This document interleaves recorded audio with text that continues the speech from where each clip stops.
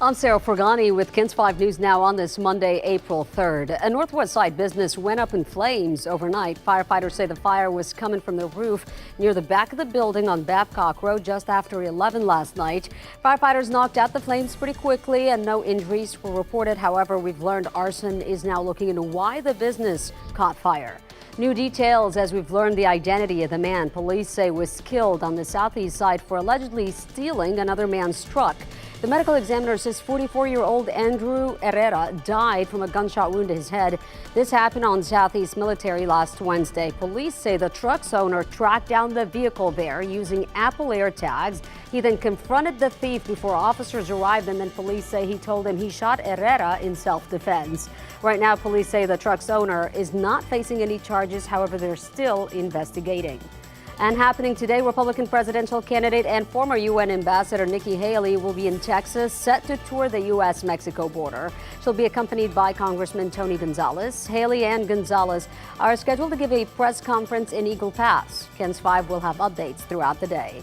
Meanwhile, NATO's chief says Finland will join the military alliance tomorrow. Turkey approved the move on Friday, clearing the last hurdles.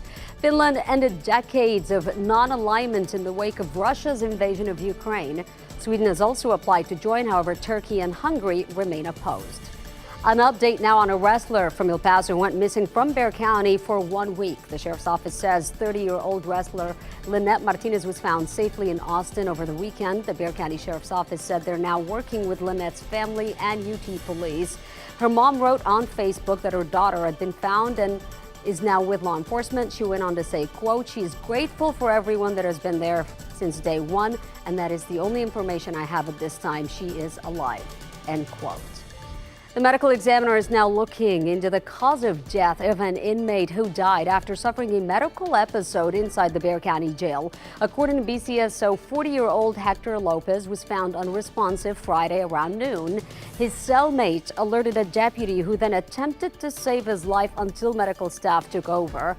He was taken to the hospital where he died, and he is at least the third person to die inside the Bexar County Jail this year.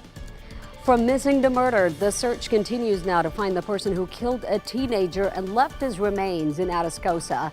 18-year-old Anthony Luna was last seen August 27, 2021 at Southwest High School. Officials say he was picked up between 4:30 and 5:30 that evening by an unknown person.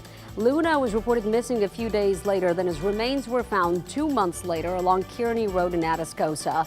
If you know anything, call Crime Stoppers at 224-STOP, and they may pay up to $5,000 for any information that leads to an arrest. A San Antonio police officer is in the hospital with serious injuries after police say a driver suspected of DWI caused the pileup.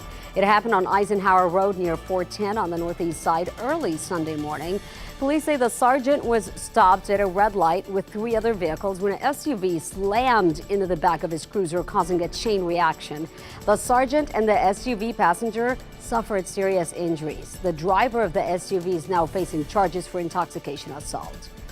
A vigil for child abuse victims served as a call to action during the month of April, which is Child Abuse Prevention Month.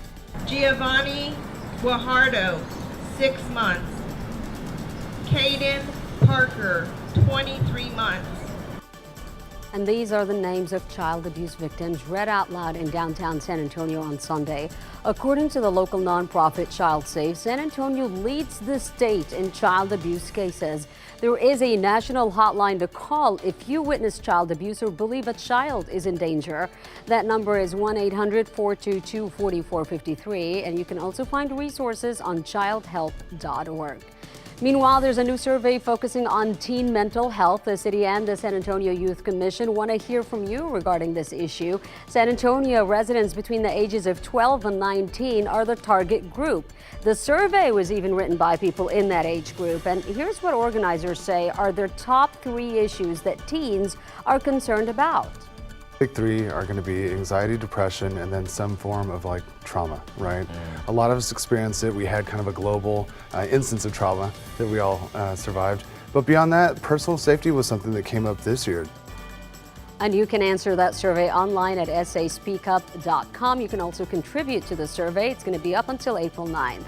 An alert today for home and business owners. You may be getting a notice from the Bexar County Appraisal District. They're sending out 670,000 notices to property owners whose values have increased by more than $1,000. The Appraisal District says here in Bexar County, total market value is up 15.8%. The average value of a home in San Antonio has increased to $342,000. Single residential values went up 14.8%, while commercial property increased 20.9%. So if you would like to appeal the value of your property, the Appraisal District is encouraging you to file an appeal on their website under Online Services link. You can also do so by mail. And if you need some help learning how to file an appeal, the city will be hosting a workshop from 4 to 6 tonight at the Bibliotech EDU on North Flores. And the last day to appeal your property value is May 15th. All right, we want to check in with Paul for your forecast today. All right, outside this morning, we've got a lot of cloud cover. Later on, we'll see quite a bit of sunshine. High temperatures will be in the mid-90s. And then this evening, if you have anything planned, temperatures in the 80s. And that's KENS 5 News Now. I'm Sarah Forgani. Thanks so much for joining me. I'll see you tomorrow.